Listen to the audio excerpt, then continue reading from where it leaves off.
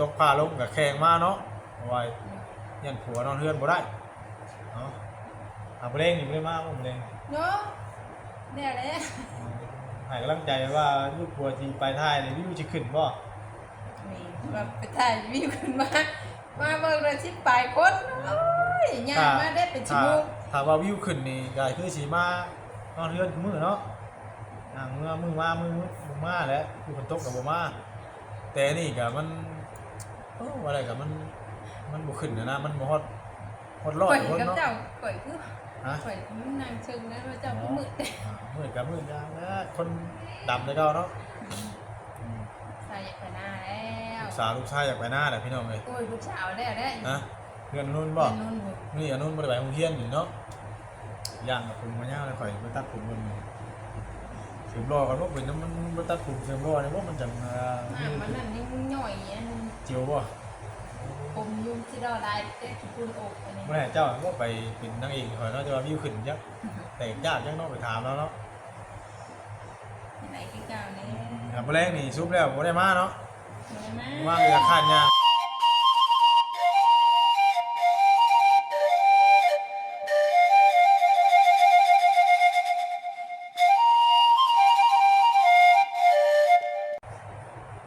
โดยพี่น้องเนาะเอาพอกันมื้อนี้ก็อยู่เพื่อนพี่น้องเนาะก็ถือว่าคืนนี้มาแต่ถ่ายคลิปเนาะหรือทางมาจากทางสาวนางเพิ่นเนาะสาวนางเป็นในห้างลูกซอมที่ว่านอนอยู่ในตู้กอไผ่อะไรพี่น้องเนาะถือว่ากลับเลิกเนี่ยคืนมาฮอดเฮือนพอดี10 โมงเนาะ10 โมงก็เลยนอนอยู่เฮือนเด้อทางเบาเคยกันนะเนาะบ่ได้ออกไปหน้าพี่น้องเลยนอนอยู่เฮือนก็คือทั้งลูกทั้งภรรยาก็มานะพี่น้องเนาะเพราะว่าเคยบ่ได้ออกไปก็เพิ่นก็เลยพาลูกพาเต้ามาเนาะยันมาเผยนอนเฮือนผู้เดียวบ่ได้สนับสนุนได้พี่น้องในทั้งภรรยาก็จะให้ลูกครัวนี่ไปถ่ายคลิปเนาะแล้วก็ช่วงนี้ก็กำลังวิวเห็นวิวคนอื่นนะกำลังแบบวิวแตกไปใช่กันเนาะโดยสบายดีเด้อพี่น้องเด้อสบายดีเมื่อสุขคนเนาะคนอื่นนะก็ถือว่าได้หลายวิวอยู่เนาะแต่ว่าผมเคยวิวขึ้นในช่วงนี้พี่น้องเนาะไปถ่ายคลิปใดที่ว่าเป็นกระแสที่เป็นกระแตกบ่ขึ้นเนาะที่ว่ามูขึ้นก็ดีใจน้ำมูพี่น้องเนาะลูกเต้าก็ถือว่าจักซำใดเนาะพอไปถ่ายคลิปก็มาให้กำลังใจเนาะลูกเมียก็มานำมาส่งข้าวส่งน้ำอะไรพี่น้องเนาะว่าอยู่เพื่อนมีข้าวก็ลูกเมียกันหนึ่งมาแต่ให้แต่หน้าเนาะมานอนอยู่เพื่อนน้ำแข่งผ้าแข่งผลมาพี่น้องเลยจักซำใดอยากให้ลูกผัวไปถ่ายคลิปอยากให้ได้วิวคือมูนะเนาะแต่มันกับเป็นคือคิดเด้อพี่น้องเลยเนาะสำหรับเบาเผยเด้อเนาะคนอื่นได้ลักหมื่นเนาะลักหมื่นลักแสนลัก4-5 พันเนาะเบาเผยลักร้อยยังบ่ไล่พี่น้องเอ้ยเนาะมันกระเปกอยู่ได้แหละเนาะภรรยาก็อุตส่าห์มาแต่ให้แต่หน้าเนาะแข่งผ้าแข่งผลมายันว่าลูกผัวมาดึกมาดื่นเนี่ยลำบากไปให้ไปหน้านะเพราะว่าช่วงนี้กับฝนตกเนาะมันก็ยากเลยพี่น้องขี่รถขี่ล่างกันข้างในข้างหน้ากับเพื่อนเฮามา10 โมงเนาะเฮามา10 โมงคืนนี่คือเฮามาบ้านนี่ก็ออกไปให้ไปหน้านี่ก็ประมาณอยู่ชั่วโมงนึงเนาะ11 โมงฮอดหน้า11 โมงมันก็เลิกพอสมควรบัดนี้เฮาสิมื้อใหม่เฮาสิขี่รถกลับเข้ามาอีกเนาะไปถ่ายเวียกอีกซ่านะพี่น้องเนาะมื้อนี้ก็ถือว่าอยู่เฮือนก่อนเฮือนมื้อแรงนี่ไล่ออกไปมื้อแรงนี่พี่น้องเนาะสิมาดึกมาดื่นก็ได้ออกไปหน้าเก่าเพราะว่าภรรยาก็ว่าสิบ่มาแล้วเพราะว่ามันทางเปื้อนฝนตกพี่น้องมื้อนี้ก็ยังตกอยู่มื้อนี้เนาะทางบ่าวเผยก็มาดึกมาดื่นก็ไม่ได้ก็ไปหน้ามื้อแรงนี่เนาะมื้อนี้บ่ฮู้ว่าสิได้ขึ้นไปหาทั้งสาวนางเพิ่นอยู่บ่เนาะติดตามเบิ่งในคลิปเด้อพี่น้องเด้อเนาะสบายดีทั้งภรรยาก่อนสบายดีเนาะต้องให้กำลังใจอุตส่าห์หา ลูก เขา จะไปหน้า ลูกอยากไปหน้าน่ะมัน ฝนตกพาลงกับแข่งมาเนาะเอาไว้ยันผัวนอนเฮือนบ่ได้เนาะบ่เร่งนี่บ่ได้มาบ่เร่ง เนาะเนี่ยแหละ ให้กำลังใจว่าลูกผัวสิไปท้ายนี่วิวสิขึ้นบ่ นี่แบบไปถ่ายวิวขึ้นมาเบิ่งเลยที่ปลายคนโอ้ยย่างมาได้เป็นชั่วโมง ถ้าว่าวิวขึ้นนี่ก็คือสิมานอนเฮือนคือมื้อเนาะมื้อมาแล้วคือฝนตกก็บ่มาแต่นี่ก็มันว่าอะไรก็มันบ่ขึ้นนะมันบ่ฮอดร้อ ข่ ย อย คน กับ เนาะ เจ้าข่อยคือ ฮะ ข่อยนางเชิงนะว่าเจ้ามืด มืดกับมืดยางนะคนดำเลยก็เนาะ ใส่ไปหน้าแล้ว ลูกชายอยากไปหน้าแหละพี่น้องเลย โอ้ยลูกสาวแล้วได้ นะเพื่อนนุ่นบ่ นุ่น นี่อันนุ่นบ่ได้ไปโรงเรียนอยู่เนาะย่างกับผมมาย่างเลยข่อยไปตัดผมมันเสริมรอกันว่าเป็นน้ำมันบ่ตัดผมเสริมรอเนี่ยว่ามันจัง มันนั่นยังย่อยอัน เจียวบ่ ผมยุ่งที่เราได้เด็กคุณโอกอันนี้ บ่ได้เจ้าว่าไปเป็นนางเอกข่อยเนาะจะว่าวิวขึ้นยักแต่ยากยังเนาะไปถามแล้วเนาะ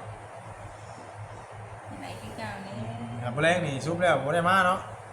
มา ว่างอยากข้านย่างเพราะว่ามันก็ไกลเลยพี่น้องเนาะมันไกลบาปลูกบาปเมียแบบเต้าอยู่พี่น้องเนาะว่าย่างมาย่างไป ย่างประมาณป้าประมาณชั่วโมงปลายมันจะ ชั่วโมงป่าชองชั่วโมงไปแล้ว ชั่ว ย่าง โมงก็ได้เพื่อหน่อยใหญ่มือได้เนี่ยเลิกเลย ไปแรงนี่ก็คือข่อยนะที่มาดึกมาดื่นก็ที่ใดก็ได้สิได้ออกไปเนาะแต่ว่ามื้อนี้ชื่อสิบ่เลิกดอกว่านี่ก็ซ่านี่เนาะซื้อเครื่องของลายเอาสำหรับคนอื่นเนาะหรือว่าหมู่คู่และทีมงานนั่นแหละพี่น้องเนาะที่ว่าแตกหมดทุกคนเนาะยังเหลือแต่ว่าเผยคนเดียวเนาะที่ว่าบ่ได้วิวน้ำหมู่วานนี่ที่ว่าเป็นน้ำเฮาบามือไปนี่บ่เนาะมันไปต่อเนื่อง เฮาบ่ได้ไปต่อเนื่องเนาะเป็นหยังเฮาจังบ่ได้ไปต่อเนื่องเฮาก็ยากผู้เดียวพี่น้องเนาะก็สิเรียกอภัยน้ำหน้าแน่บัดนี้ก็มันก็อยู่กับบรรดาระยะการเดินทางเฮานี่แหละเนาะ เที่ยวไปเที่ยวมาก ลับไปกลับมาเศร้าแรงบัดนี้บัดนี้ก็มันก็หลายส่วนได้1ก็อยู่ที่กำแพงหน้าเนาะ2การไปการมาหนทางนี้3นี่กับมันกับบ่มีตัวนั้นแน่แหละ ขาย มีบ่มื้อนี้ โมมีแต่ขายงวดตัวหนึ่งกับว่า โอ้รุ่นขายง่วยอีกได้ตัวหนึงพี่น้องเนาะน้อยมันขายเข่าไปนี่ให้อีกเนาะบ่ได้บัดนี้มื้อนี้เนาะมื้อนี้ข่อยไปมื้อนี้ถ้าวิวขึ้นนี่ข่อยสิบ่ไปดอกบัดนี้ เจ้า ข่อยสิอยู่นะข่อยสิถ่ายอยู่ให้อยู่นะ ไป เพราะ ถึงโมไปว่าจะไป เห็นหมู่ไปปวดได้พี่น้องเนาะเห็นหมู่ได้วิวรักหมื่นรักแสนนี่ปวดได้เว้าเผยกันแล้วเนาะอยากไปแบบเฮาคือสิไล่นะเฮาแบบขึ้นว่าเฮาลงไปเฮาก็คือสิไล่รักพันรักหมื่นคือหมู่เนาะพอให้เงิน นี่ลูกชายนะใจเต้ ใช่ไปหน้าเลยบัดพอมาถ่ายแล้วบัดมันบ่ได้คือขึ้นเด้อพี่น้อง ไม่ เนาะ สบายดีไหมลูกสบายดีไหม มื้อนี้บ่ได้ไปโรงเรียนมื้อนี้เนาะวันอาทิตย์มื้อบื้นมาแล้วเข้าโรงเรียนไปหน้าแล้วมาพอเนาะบ่ไหวนอนหน้าก็บ่นอน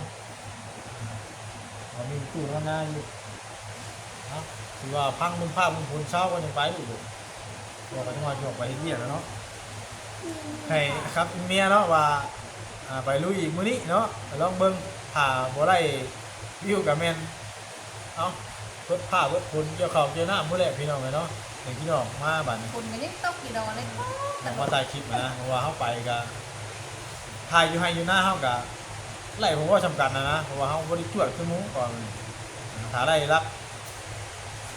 1,000รัก2,000 3,000จังว่าถือว่าไล่เลยพี่น้องรับเอาเผยเนาะอันนี้เขาได้รัก100รัก400-500นี่ก็ซ้ำเขาถ่ายอยู่หน้าก็เขาก็ถ่ายอยู่ให้อยู่หน้าแหละพี่น้องเนาะบางมื้อก็ลงมือก็บ่ลงเข้าไปก็เขาบ่ไล่ขึ้นมุ้งบ่แม่นหยังดอกพี่น้องเนาะFC บ่เบิ่งให้แล้วก็แล้วพี่น้องเอ้ยแต่ก็สะออนหมู่นี่แหละว่าหมู่มันย่องกันมารถเมื่อคืนนี่เด้อตอนเพิ่นก็นั่งเงานี่แหล้ววิวขึ้นเนาะเช็คจอบเบิ่งอะไรกัน4-5โคมันหมู่ละ20,000 30,000เนาะ5,000 7,000 8,000โอ้โหก็ม่วนนะพี่น้องถ้าวิวขึ้นได้บ่เพิ่นเคยเป็นอยู่ส่งไปหาผู้ตู้โจยเนาะแล้วก็น้องเวยตอนนั้นขึ้นวิวขึ้นทั้งบ่เวยก็คือแบบเป็นชาวบ้านพักนอนอยู่พุ่นโลดเนาะมันก็ม่วน ให้คลิปเขากับมีกำลังใจนะแล้วก็ครอบครัวลูกเมียกับมีกำลังใจแต่ว่าเห็นวิวลูกผัวขึ้นเนาะอันนี้เบิ่งมาอะไร30 คนนี่ก็ห่วย น้องไอ้เรียกมัวอยู่หน้า เรีย นะ กมัวอยู่หน้ามาแล้วเนาะ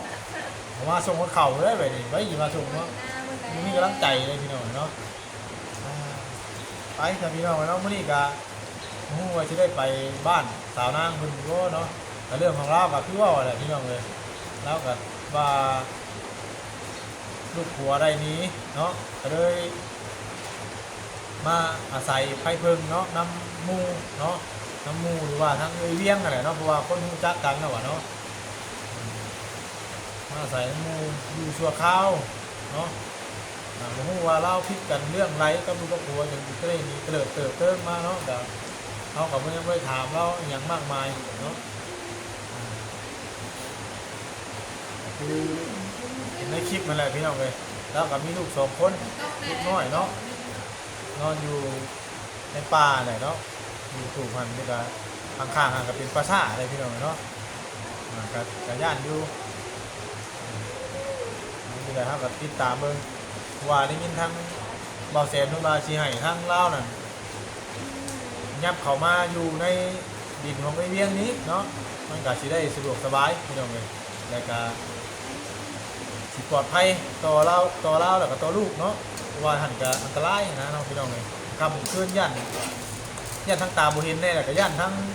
โจรยันขโมยแน่เนาะมีแต่เรามีแต่ผู้หญิงบัดนี่เล็กน้อยบัดโอ้ยเสี่ยงอยู่เลยพี่น้องเดี๋ยวต้องคิดไว้เพียงนี้ก่อนเนาะไปต่อกันตอนต่อไปเลยพี่น้องต้องรู้ว่าสิไปบ้านใดแน่เนาะจะได้อำลาจากพ่อแม่พี่น้องไว้เพียงแค่นี้เด้อเนาะนี่กับลูกก็จะได้ให้ไปหน้าแหละฝนตกช่ำพี่น้องเลยเบิ่งข้างนอกก่อนตกเลยพี่น้องนี่เปิดโบเบ้อยู่นี่เจ้าอยู่ไปหน้าก็ลำบาก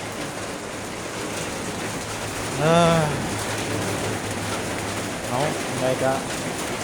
ฝากไปเด้อพี่น้องเราฝากกดไลค์กดแชร์กดติดตามเป็นกำลังใจทั้งเบาเผยนี่เด้อเนาะมื้อนี้ก็ออกไปเบียกคือเก่าแหละพี่น้องเนาะไปคือว่าแหละสุยมื้อนี้ผิดพลาดประการใดกับขอโทษขออภัยเด้อเนาะก่อนอื่นก็ขอขอบคุณFC พี่น้องที่เข้ามาให้กำลังใจทั้งเบาเผยแต่ต้นจนจบกับผมข่าวโฆษณาเบาเผยไปเนาะไปพี่น้องเลยทุกข้อกันคลิปหน้าคลิปต่อไปรับคลิปนี้สบายดีเด้อบาย